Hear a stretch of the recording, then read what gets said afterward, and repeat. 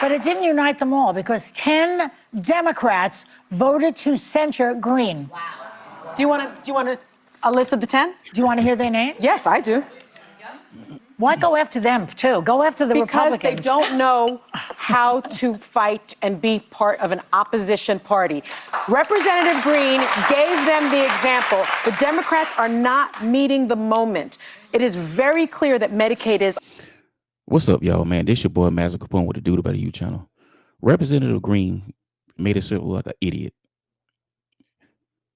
That was very shameful and disgraceful, the shit that he pulled. And then on top of that, he has the nerve to rally up around there, him and the crowd of people singing some Negro spirituals. That was very disgraceful. But anyway. It's on the table. It is very clear that Social Security is on the table. It is very clear that people will die. Now you have all these hyperbolic statements. People are going to die, and Social Security and Medicaid is on the table. Trump has never said any of this. And they have no proof that he's going to take away Medicaid and Social Security. He can't do that. Congress would not let him do that. So when they say shit like this, guys, it's made up. Seriously, they're lying to you. She just lied to you. The baby boomers, the civil rights generation, they knew what they had to do. They were willing to fight and die for their rights. This generation of Congress, they are not meeting the moment. This is an existential crisis. And also, I might point out, some of them are from the most liberal states like New York, Hawaii, California. They should be ashamed of themselves. Okay, they should have all walked out with him. They should be ashamed of themselves, and they should have all walked out with him because Sonny Hostin said so. Okay. Three are from districts. And guys, on top of that, I mean, look at how stiff and rigid this woman is. I mean, look at her. Look at her face. This old rock face that she has. I mean, seriously, how can you be married to a woman like this? A man of means would not be married to a woman like this. Seriously, a man worth his own damn salt cannot be married to a woman like this. You have to be a seriously beta male or a man with no kind of backbone to be married to a woman like this. This woman is so stiff and so masculine. I mean, she's not a bad looking woman, but I mean, seriously, just the masculinity in this woman will turn you off. Here's a question. Where was all this talk about decorum from Republicans? Okay. All right. Now, you want to hear where they are? I'm going to read them. Amy Berra, Ed Case, Jim Costa, Lauren Gillen, Jim Himes. I would never have thought that. Chrissy Houlihan, Marcy Kaptur, Jared Moskowitz. What? Yeah. Marie Glusenkamp Perez from Washington, and Tom Suozzi. I think, respectfully, though, there's a lot of people who saw the outburst. Of course, you can't have your own opinion. You can't have any kind of independent thought, because if you do, these women will turn on you in a heartbeat.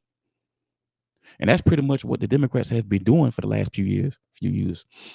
If you disagree with them on one topic, one time, they will just shut you out. They'll turn you away. Seriously. These women are so quick to turn on you if you disagree with the Democrats on one issue one time.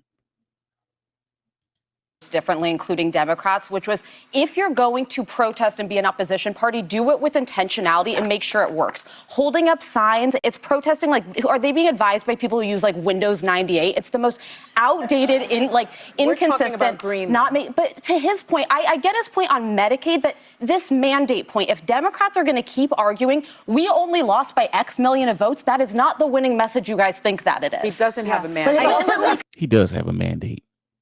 How many votes do you need to have a mandate? He had a serious mandate. Gosh, this is an idiot woman. Guys, when Sonny Hostin says anything, like 95% of it is inaccurate. You have to take what she says with a grain of salt and consider your source. Can I just tell you what Suozzi said, why he voted? How many votes do you need win by to have a mandate? This is Suozzi's, he's a New York guy, by the way. Yeah. Both parties must hold themselves to the same standards we expect from the other side. They're going to a gunfight with a knife, as they say. Therein lies the problem, you see. Yeah. Look, I like civility in Congress. I think that when you are in Congress, we are not at a WWE wrestling match. This is not the House of Commons. This is the U.S. Capitol. The problem is that this is not happening in a vacuum. We all remember when Joe Wilson, the Republican congressman, stood up against Barack Obama giving a State of the Union and called him a liar. Said you lie. We saw Marjorie Taylor Greene, Lauren Boebert. The congressional hearings lately have devolved into shouting matches that are shameful. And frankly, like you, I have a really hard time being lectured by Republicans who are trying to whitewash and rewrite history, because if you didn't stand up against Donald Trump's pardon of 1,500 insurrectionists who... There they go with the January 6th shit, y'all. Anytime they want to not hold Democrats accountable, they'll deflect and revert back to January 6th. And this woman right here is a Republican strategist, but all her talking points align with being a Democrat. So pretty much she's a Democrat in disguise as a Republican. Who have violated the Capitol like no other time in history, then you don't have the right to clutch your pearls and be all outraged but they don't care. over a member of Congress standing up. Yeah, but my bigger outrage is every one of those elected officials in that room was put there because of voters. They have a job to do, and what they keep doing is not doing their job. Censures are like a slap on the wrist, and all they want to do is it was him, it was her, it was this. They fight against each other rather than work with one another. We send them there to make legislation, to move the ball forward. Right now, we have an impending government shutdown coming up. Facts. We have an impending government shutdown because the Democrats, they hate Trump more than they love their country. They would rather see the government shut down before they even work with Trump.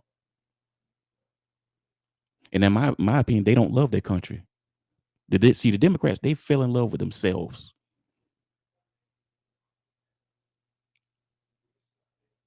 They would rather see the country shut down before they work with Trump. Seriously. That's coming up. 70,000 jobs at the VA. Military aid and intelligence sharing to Ukraine was just suspended. Those are problems that people care about. Stop fighting like little wieners in D.C. and start answering to your constituents. This censor stuff, even that we talk about, do we want it, who voted, who, this is all pathetic. But doesn't the Republican... Right. Everything she said was a fact, because all these Democrats, all these Congress people, they're sitting around doing all this complaining and standing against Trump, but they're not doing what they was elected to do: create policies and new legislations. They're not doing that. Perfect example, Jasmine Crockett. This woman, she spends more time on social media and mainstream media, but she has yet to create any kind of legislation or new policy.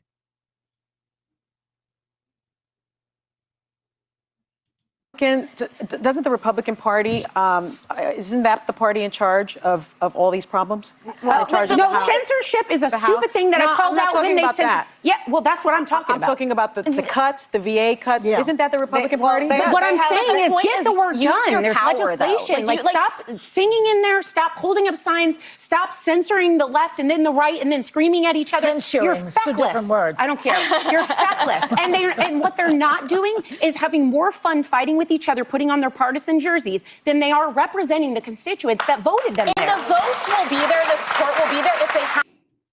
Facts. You know, they spend more time protesting instead of creating new policies, because guys, they don't have an answer for Donald Trump. They couldn't beat him in 2016. They can't beat him now. The reason why the Democrats are scrambling and acting crazy like this, because they don't have an answer. They don't have any kind of alternative. They have no kind of solution. So they're put in a position where they have to work with Trump, but they won't do it. They would rather see the government shut down. Have a message that resonates with their constituents. And I want to play a quick clip, and it's no disrespect to Hakeem Jeffries, but this is what a losing message looks like. What's wrong with you? Fire your social media person. There's no one behind you. Like, make it seem like people are with you. Make it seem like you want to be part of. Guys, nobody don't give a damn about Hakeem Jeffries, that old fake Obama. Damn Hakeem Jeffries. He ain't nobody paying him no mind. The team, but it seems like it's a lot of sign waving. It's disjointed messages. They can't decide what it is they're rallying around. In like this federal workforce, there are actual cuts that matter, like to the VA, like potentially to Medicaid. That the Republicans are supporting. I know, but instead they're messaging never fire a single federal worker. Let's talk about Most what the Americans Republicans think are that doing. some people Let's talk about what the Democrats are not doing. They're not creating any kind of policies. They're not create no kind of legislations. They don't have any kind of solutions. They don't have any answers. They're just making up shit, making all kind of dumbass TikTok videos, choose your fighter and singing Negro spirituals all in court. Man, shut your ass up, Sonny. God, this woman's an idiot. people can be fired and that you can shrink government. Talk about the goods and services people won't Frankly, have if you make these cuts. I think Americans, for me, I care a lot less about the protests that are going in Congress, and I care a lot more about the protests that are going on at town halls and in the streets of America. Because I think that if we want to develop a message, we are the ones that have to show up. Don't depend on your elected officials right now. This is going to be bottom up, and we have to make Donald Trump and the Republicans in Congress. We've got to make the Republicans in Congress, who have the power to address all those issues, because they run the House, they run the Senate. We have got to make them more scared of us and losing their seats than. But you see, this is the part where these women are out of touch, because the majority agrees with Trump. So she's pretty much saying that, to simplify what she's saying, she's making it seem like us people should rally against Trump, but the majority of people is with Trump. So this is where these women are out of touch. And then many times when these women talk, it's like they live in another realm, because they damn sure ain't living in reality. And they are How do you scared of think they're Donald Trump. doing at that right now? Because what I would say is they're offering a great distraction. I actually think you're wrong. I think in the last 2 weeks there has been a shift in political opinion. I think in the last 2 weeks, not because the Democrats are doing anything. That's my point. Because of the people. So if you ask me, how are people doing? I think people are showing up. They're showing up to protest. People are amazing. It should always be about the people. They're showing up at town halls. I liked hearing the Democrats sing "We Shall Overcome." I did too. I think the Republicans should sing "Hopelessly Devoted to You." Shut up, Joy. How can y'all sit up there and support that shameful act? And if the Democrats keep doing what they're doing, which I hope they keep doing it, they're going to continue to lose.